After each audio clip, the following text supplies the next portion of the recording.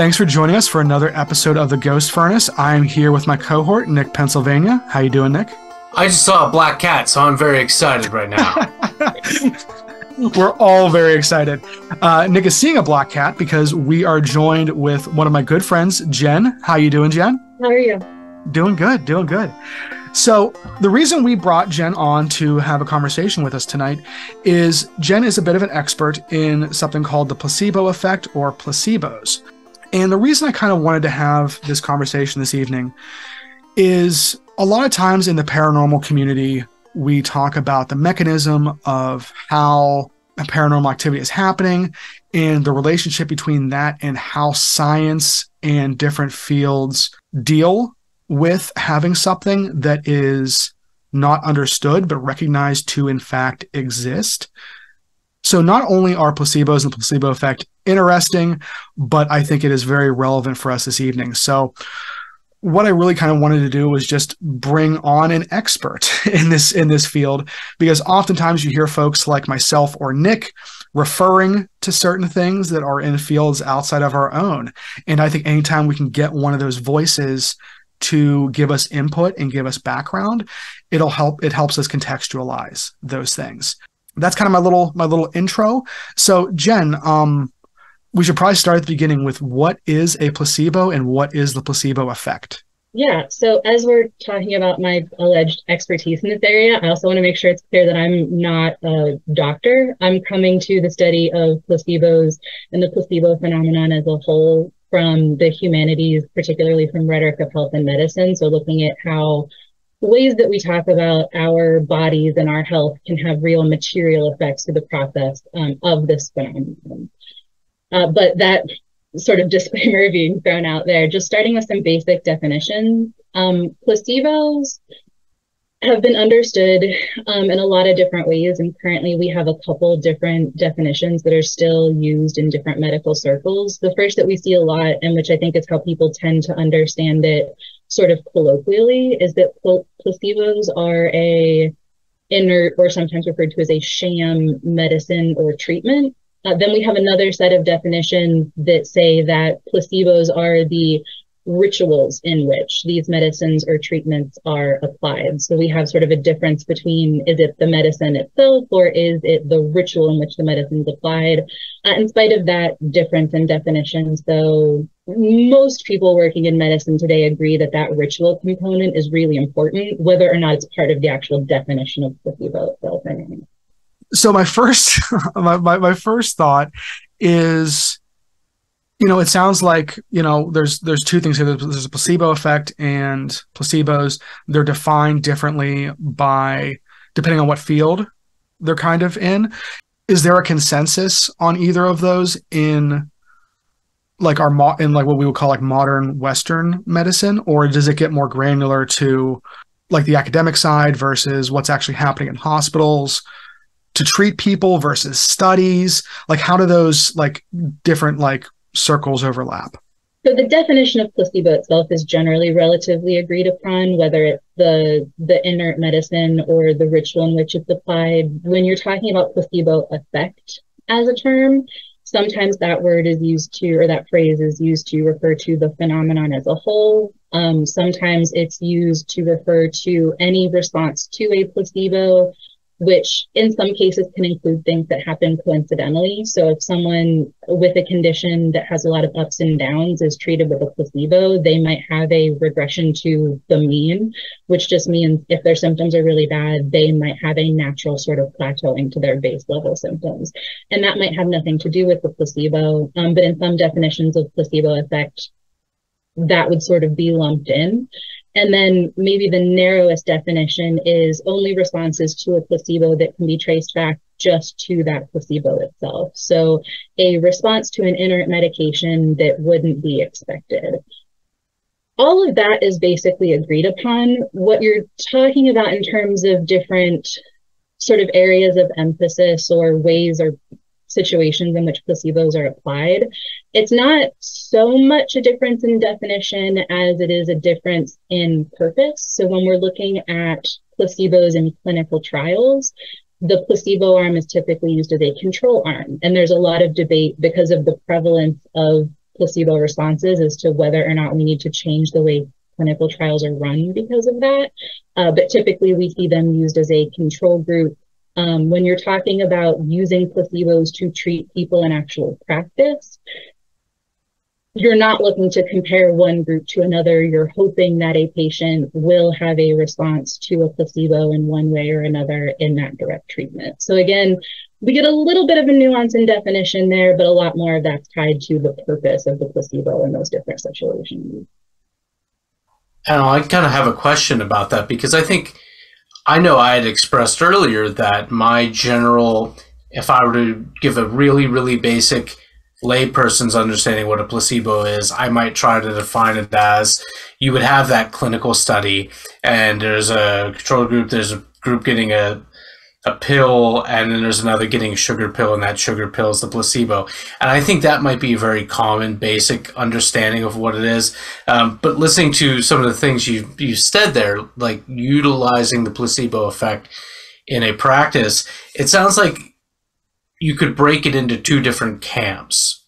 There's an intentional, which is you're almost like really more like you're setting a stage in the hopes that this physical psychological effect will take over, versus an unintentional, which is like that snake oil salesman who is a charlatan, but the person that takes it, their belief in it, that might set the stage to further, I hope I'm saying this right, for like their psyche to influence a very tangible aspect of their well-being. I'm kind of curious how you would respond to that statement, if you think that's valid, or is it reaching a bit? No, I think it is valid. And I think that we have, like you pointed out, you have almost the snake oil salesman aspect of it, and a lot of the sort of negative PR that placebo gets, even now tied to a long history of it being associated with sort of, like you said, medical charlatan, comes from that kind of space. But even today in patient treatment, there's a significant ethical debate about using placebos to treat patients because there's not the medical or scientific backing that says, hey, this will work or is likely to work in this situation. So like you said, you're trying to set the stage to hope that a patient will exhibit responses if you're using them in practice to treat patients currently. With that, we also get the distinction with open label placebos. So for much of placebo history, we thought that placebos only worked if there was that element of deception or manipulation, where a patient had to believe that what they were receiving was an active treatment for it to work. Relatively recently in placebo history, we've also found that people do exhibit these responses sometimes to open label placebos, meaning that the person giving the placebo, the practitioner, the physician, will say, there's no scientific or medical reason to believe that this will work, but some people have found that it will work. If you wanted to try it, you could. And so the patient knows from the beginning that this is a placebo, that there is no backing for it, which for some people in some areas of the debate in medical ethics says this clears up a lot of the concern, not all of the concern, but a lot of the concern related to using placebos in that treatment. So yeah, I think that distinction between sort of the snake oil salesman and current treatment, but also acknowledging as part of current treatment that we now also have an open label placebo option, kind of gets at some of what you're talking about there.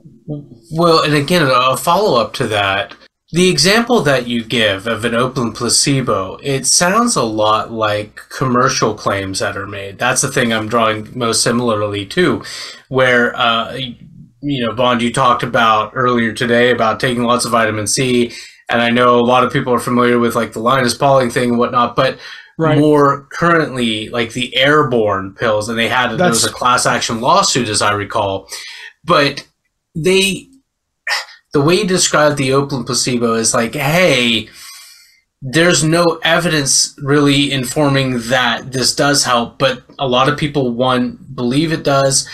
And I think there's a certain number of people that are going to read into that. No evidence supporting that it does currently doesn't mean that there's not, and it's still going to have that effect on them. I'm just curious, is there ever a time when it's not Oh my goodness, I'm kind of spewing now. But is there an Oakland placebo where it's just like, hey, this is just a sugar tablet. Maybe you'll feel better if you take it, or is it kind of more always cloaked in the guise of, we don't really have any evidence that it does work, but some people feel strongly that it does. Right. I'm not sure exactly what like everyone is doing, so I can't speak to whether or not people are doing that specifically. That has come up a little bit less in my research.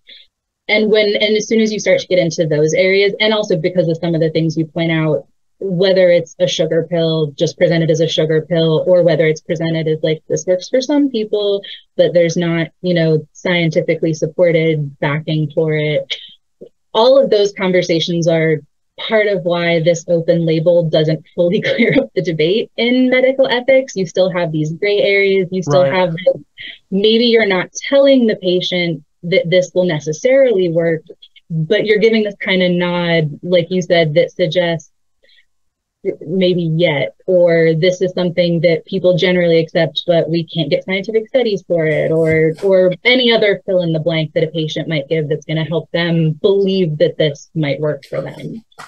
So it's kind of, the open label is a term that has more, it sounds like it's evolved more to characterize some of the things that we just kind of see happening in our speech. It sounds like, at least to me, because again, I go back to Airborne, and of course there was the Skechers shoes. There was a lot of little things in advertisement, and I don't know if they've tried to fall back upon that claim of, well, this is just open placebo. I mean, again, like you just mentioned, Nick, like feeling a little under the weather, taking Airborne. If someone handed me a piece of paper that said, here is a statistical analysis of taking a bunch of vitamin C, zinc, and other herbs, and it does not help, does not actually, it just makes your kidneys and liver work harder, I'd still take it, because I'm one of those people that, if something has worked in the past, it'll probably work again in the future. Whether or not where that's coming from, I don't know. That's kind of where this fits in this conversation, I think. And I think it's very interesting that you bring that up and frame that way, because that's where we get into the mechanism behind placebos. Right. So we know that for a certain percentage of patients in different situations or in different trials, they will exhibit positive responses to a placebo. So now the question that we have to answer is why? And that's the question that we still kind of circle around and struggle with, and we don't have a solid, definitive answer to yet. But for a very long time, and even now as we start to find other factors that might contribute to that mechanism, patient expectancy has been sort of one of the central and most talked about things tied to these placebo responses. And I find it interesting, you say, even if someone handed you a paper with statistical evidence, you're like, I'd still take it. It's worked for me before. People find that it works. And so then the question comes down to, how do you develop your expectations, and how do you weigh different evidence in those expectations? So yeah, that's a key question, because we had a brief conversation before. I mean, definitely jump in and tell me if I'm mischaracterizing anything you said, but I think you said something to the effect that, like, there's demonstrable evidence that it is a very real thing, but the problem is we lack predictive capability. We don't know how to utilize it effectively with a degree of return. Yeah, absolutely. And when we're talking about the mechanism, that's that predictive capability. We don't fully understand how it works. We can't nail down one concrete set of situations or patient group that it consistently happens for. So as much as the medical community basically as a whole agrees that placebo responses are real, they are a real thing that happens in response to these inert medicines or inert treatments, we don't really understand how. We know that A gets us to B, but we don't understand sort of the road we take to get there. And yeah, that's exactly where we come to this question of mechanisms, and the mechanisms are what we can't figure out. And there's this idea that if we could figure them out, if we could figure out exactly how it works, then we could get to those predictive capabilities. We could more accurately predict when a response would happen, which would then open up a lot of avenues for placebo. Both it would help a lot and change a lot with clinical trial design, but it would also open up a lot of doors in patient treatment if we could know for sure that a patient, or at least with a high degree of likelihood, that a patient would exhibit a placebo response in a specific situation. And I think about even just the difference between Brendan and myself, because in the example that he gave, where he would continue to take it, even when faced with evidence to, not to the contrary that it was harming him in any way, but just that it wasn't effective at that thing, I would cease doing the thing unless it was just like an enjoyable thing anyway. I would just cease to believe that because I don't have the evidence to support. And I would like to think that I'm the person that, when presented with evidence to the contrary, even if I somewhat reluctantly, I do have to cede to where the evidence points. So I would be curious too, in different scenarios, how each of us would respond in tapping into that predictive capability. What conditions would it take to find myself responding in that way? And this is where I think tying sort of the medical and scientific understanding of placebo to questions of persuasion and rhetoric is very interesting, because as we all know, people are persuaded differently. You can't give a group of 50 people the same set of evidence and have them reach the same conclusion, or the same set of evidence and have it lead to the same behavioral changes or whatever else it is you're trying to get out of sharing evidence. And the way that we're persuaded is influenced by so many things: the cultures we grow up in, the friends we have, our perceptions of who is giving us this information. And all of that is so unique too, that might be one of the reasons why we struggle to pin down or struggle to, with any degree of certainty, predict when people will have placebo responses, is because so much of how you build expectation is unique, not just to a particular age group or cultural group or anything else, but unique to each person individually. Well, you even spoke to us before about, well, you said it right there, even, it can be affected by who is giving it. And you've spoken to us about the white coat syndrome, I believe you called it. Yeah. Yes. So white coat syndrome is something I like to talk about alongside placebo phenomenon. So I don't want to get confused and suggest that they're the same thing. Right. But white coat syndrome, also called white coat hypertension, is something that has also been recognized, but the mechanisms are not yet fully understood.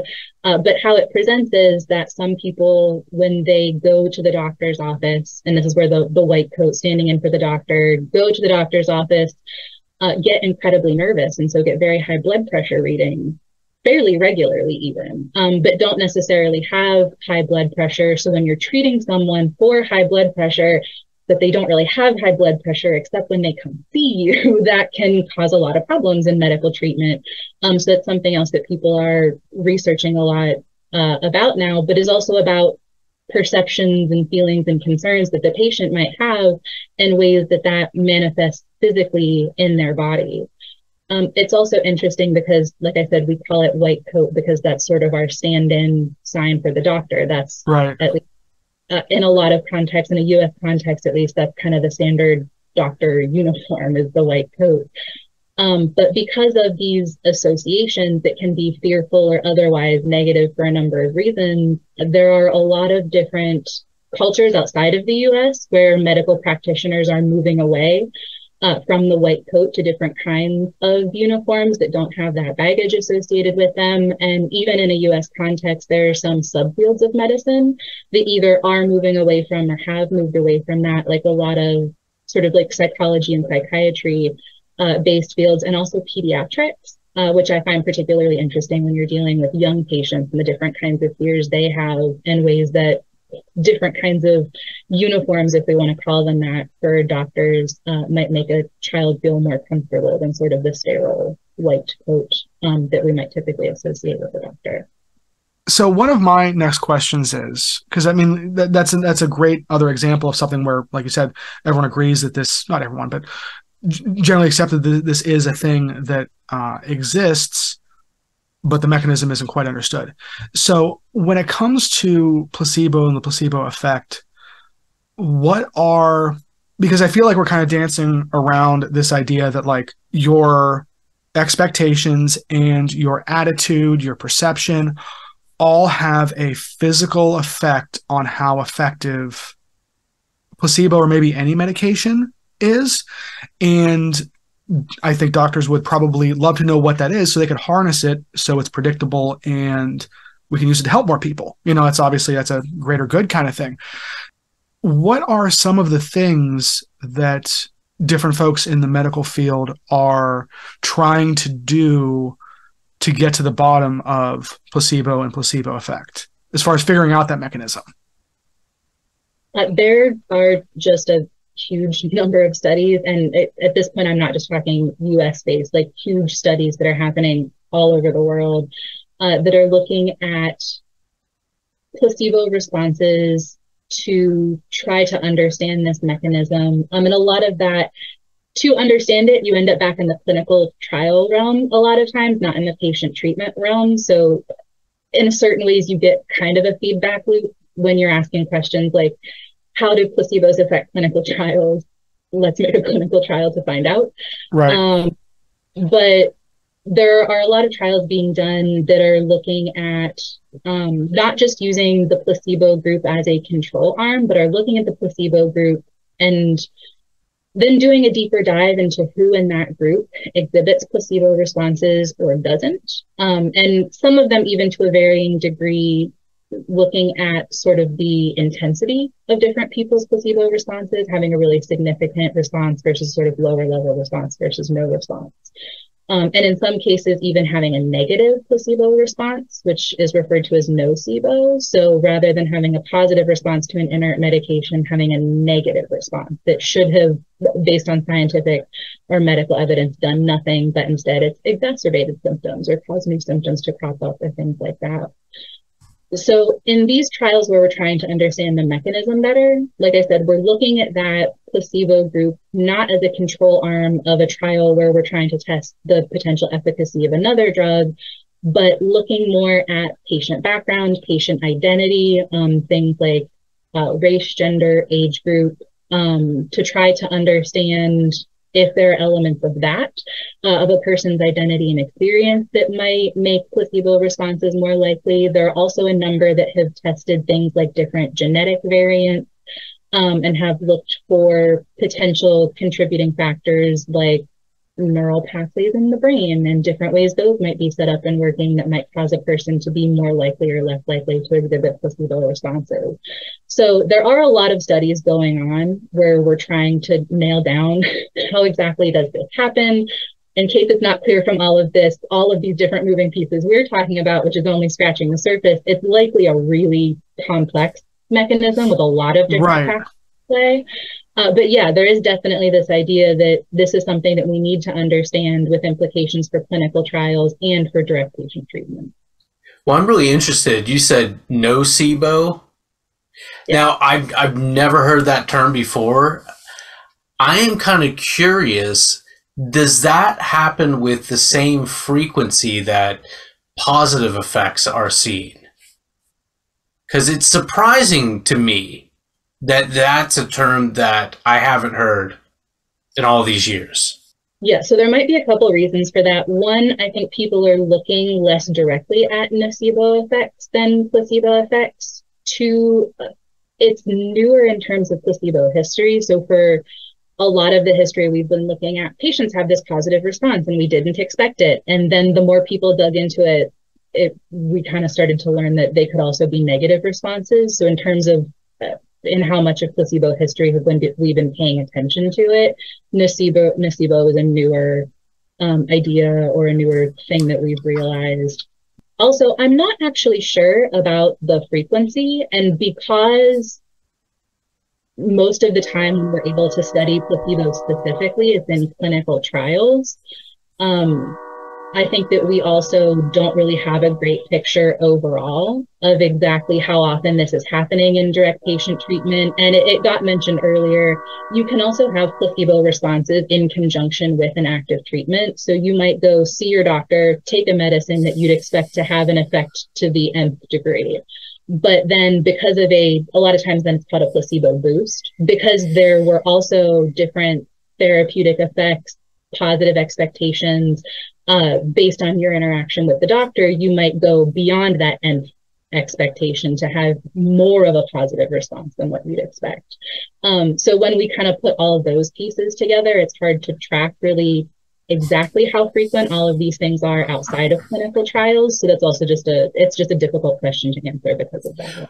Well, and it sounds like that kind of is the defining characteristic of all this. There's just way too many factors at play, and like, how do we set the stage to encourage the effect in a positive way? What factors a person brings to the table that are going to influence the decisions that are made? It's just, it seems like it's a very real thing. Of that, there doesn't seem to be much any credible room for dispute at this time, but it's still almost this ethereal thing that you're trying to grab these wispy things that pass by. And I'm curious, as you, again, I do appreciate the nocebo thing, just because I'm always very cautionary of anything that claims to have only positive effects, because there's no panacea. So I do kind of wonder if you think that there is a technological gap right now in that could lead us to a better understanding, or if it's just a way of our thinking about it. And I know we've talked about the need to develop new mathematics in order to address pre-identified problems. Do you foresee there being any sort of tech or understanding that we are missing right now that could lead to better understanding the placebo effect and utilizing it? So based on my research, and again, this is where I'm going to emphasize again, I'm not a doctor or not a scientist in the kind of capital S sense. But based on the research that I have done on this phenomenon and the ways that ongoing trials for decades and decades and decades continue to just sort of chip away at potential mechanisms, I'd hesitate to say that if we chip away enough, we won't figure it out, which might come with just ongoing study. It might come with, if we get new technologies, we might get there. But just based on how long we've been studying it and how much about it continues to elude us, I tend to lean more toward, and I know you mentioned it on the podcast before, but Thomas Kuhn's Structure of Scientific Revolution talks about paradigm shifts that are necessary to get, like, once you understand as much as you can, you need a paradigm shift in how you do science, think about logic, that kind of thing, before you can move to the next level. Just, I personally tend to lean that direction at this point, that we may have not totally hit the ceiling, but nearly tapped out on what it seems like we're going to understand. We may need a paradigm shift, new ways of thinking about logic, even like really big picture questions, before we might understand this better. Well, I'm not a licensed doctor, and I'll underline that, but I am an unlicensed doctor. And it does seem like one thing that is definitely being considered is injecting more of the phenomenological psychology, that the idea that all of your experiences kind of create your reality. And I think a better understanding of that would be to the benefit of many fields. I know I've tried to inject that in my field. It seems like that would be a big element that's kind of already being brought into the conversation. Right. And I think that, like, I mean, Jen, you really hit the nail on the head, I think, with the whole idea of a paradigm shift. And again, I would love to do a whole episode on the structure of scientific revolutions at some point. It's one of my favorite books. But that kind of, for me, leads the question as far as like getting into the history of this, which we've talked a little bit about. How did it go from something that was not on the radar to being accepted? Like, what was the acceptance criteria for this being something that people were openly talking about and studying and referring to without getting laughed out of the room? Yeah, so there is a long and very interesting history of placebos. I'll try to do the sort of like SparkNotes-y version of it. So even if you just look at the word placebo, it's the Latin word for I will please. So when we see placebos first used in medicine, and we see some evidence that it's used in a religious context to mean something different before this, but when we see placebos first used in medicine, it's in the mid to late 1700s, and it's it's not really framed as something that's negative necessarily. And so for the first period of placebo history, once we have the term in medicine, it is used primarily to please a patient. And that's why we have placebo, I will please, applied to this. And a lot of practitioners used it for patients who felt that they needed something. The doctor maybe really didn't think they needed something, but the patient will just be happier if I can give them a treatment, apply placebo. It also got used in a lot of situations where there's a really obstinate patient or an obstinate condition, something where we feel like we've really exhausted our means of treating this patient, either because the patient themselves was seen as difficult or they were seen as having a particularly difficult to treat situation. Placebo application. You could give them this treatment that is literally just designed to please them in some way, to give them what it is that they think they need to feel better. We see a lot of that, especially in what's usually framed as more the paternalistic period of medicine, the idea that your doctor is going to know what's good for you. It's not really necessarily important that you understand it or even understand why it's for you, but your doctor knows what's best for you. Your doctor will give you what you need, and you sort of trust that paradigm, that relationship. Then as you kind of move, I'm going to say move forward in placebo history, like this is all nice and linear, but it's all really very right. But then you start to see placebos phased out in that way, particularly as you reach more the sort of informed consent version of medicine, which is what we have now. I think there's still a lot of paternalism in medicine, For sure. In terms of what you know as the patient, you have to be informed of your treatment now, which wasn't always true in medical history in the United States, which is the area I know the most about. So that's where I'm kind of walking us through the history from a US context. So as you see this shift more towards informed consent, you can't use placebos that way in medicine anymore because you have to be able to tell the patient. And at this point in time, we believed that placebos only worked if the patient believed that they were real. So you don't really see them used in treatment anymore because those two things don't really work together. Instead, you see them cropping up as that control arm in clinical trials. So you see a shift in what placebos are doing and how we talk about them to that more clinical trial situation. Nothing should happen if you take a placebo. And we're using that to compare what happens when you take a placebo with what happens when you take an active or prospective medication. And that medication has to perform X amount better than the placebo for it to be considered an effective treatment, and you can move forward with it. As you move through that, placebo responses were in some ways kind of always seen as real, but for a lot of the history, particularly when it was used just to please patients, or we've kind of talked about the history of medical charlatans and people selling snake oil, that gets a really negative association. And that's where the idea that it's not really real comes from. And at this point, I'm starting to use real in big old scare quotes. Right. Because rather than being real, the way it gets framed as something that's in the patient's head, again, big old scare quotes. And so you get this distinction between what's real and what's measurable versus what's kind of in a patient's head and just part of their lived experience. And you see that used much more disparagingly, where today we would give that a lot more weight, that if it's something a patient's experiencing, even if we didn't expect it, they're still, experiencing it. As we start to see placebos get used more in clinical trials, we start to get to really see those rates at which placebo responses happen. So it's not just like everyone's got anecdotal evidence from a couple of patients that treated that responded well to placebos, but you start to see big groups of people in clinical trials, in some cases, have really high rates of placebo responses. And that's the point where you start to see the actual medical literature start to use the word real. You start to see medical researchers saying these responses are real, and therefore we should study them in more depth of their own accord. So that's kind of a simplified version of a complicated history, and kind of how the concept of real floats in and out of that. But that's kind of what we see happen in terms of ways that placebos are taken seriously or not taken seriously.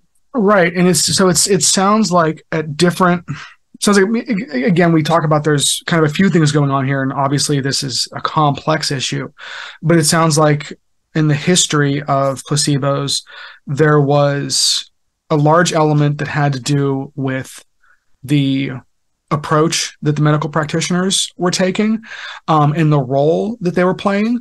That had to kind of change. And once it kind of became more favorable in the kind of consent era that you mentioned, there was almost like a tipping point where there was so much non-anecdotal evidence that once it kind of started, everyone just kind of got on board with it, because it, like you mentioned earlier, Nick, most people aren't going to argue with it at that point.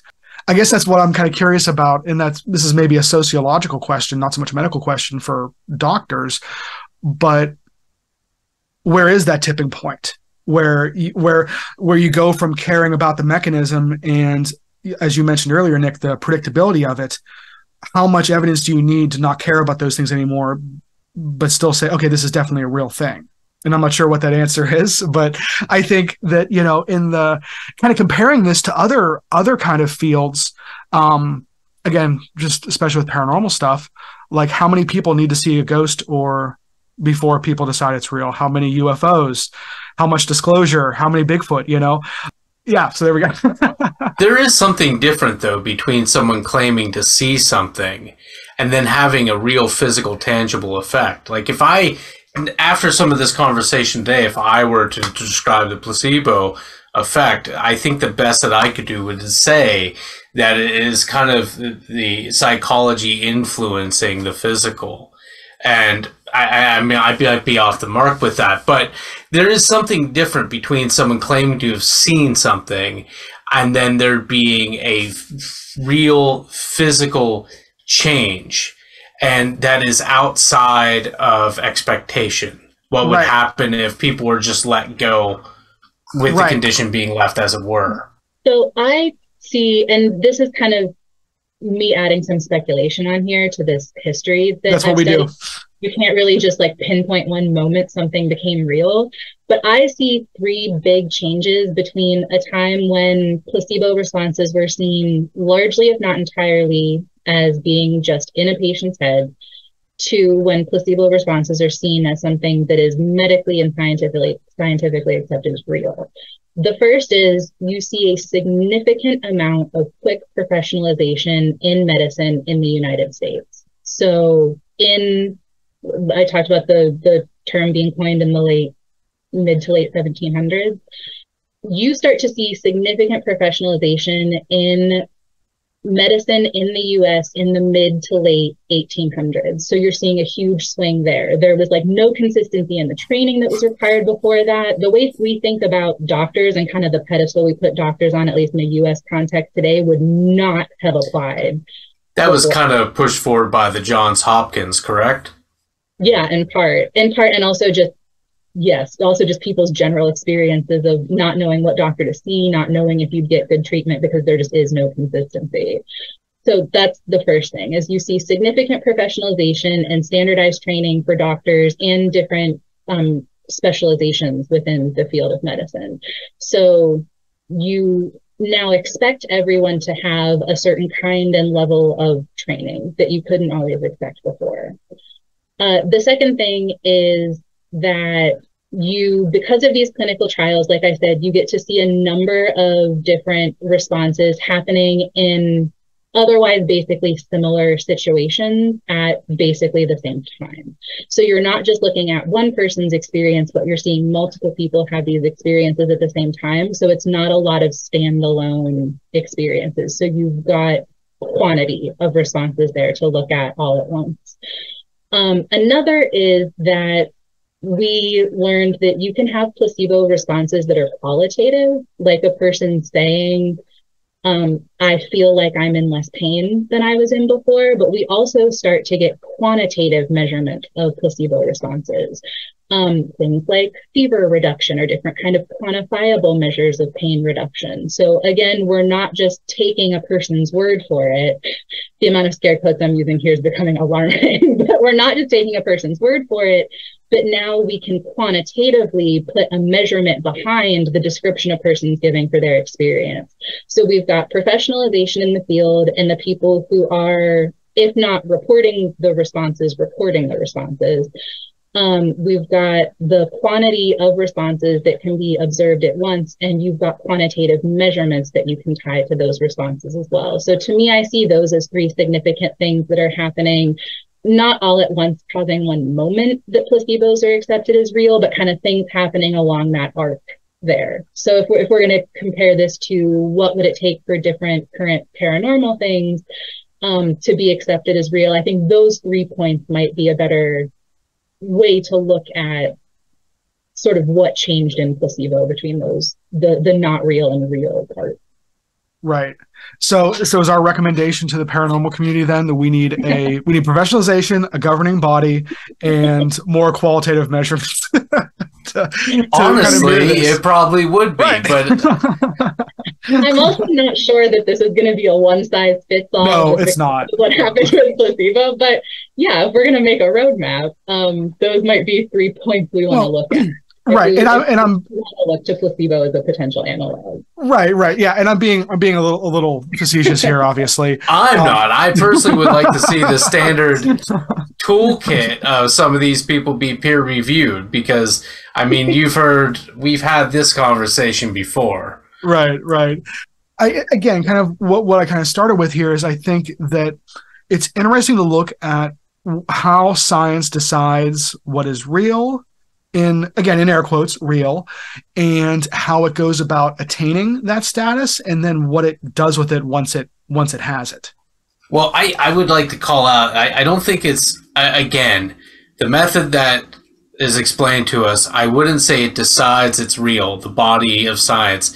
It's persuaded to believe something. Right. Is. Very true. Very true. This, I mean, again, reality is an agreement. It's not an objective answer. Absolutely. One of the things that you kind of brought up early on was the idea of ritual, and again, people having their perception and everything. And this, I think the idea of a space affecting the treatment is really interesting to me, because before you mentioned that, I can very much imagine someone who trusts their doctor having a positive response to really any medical treatment, whether it's placebo or not.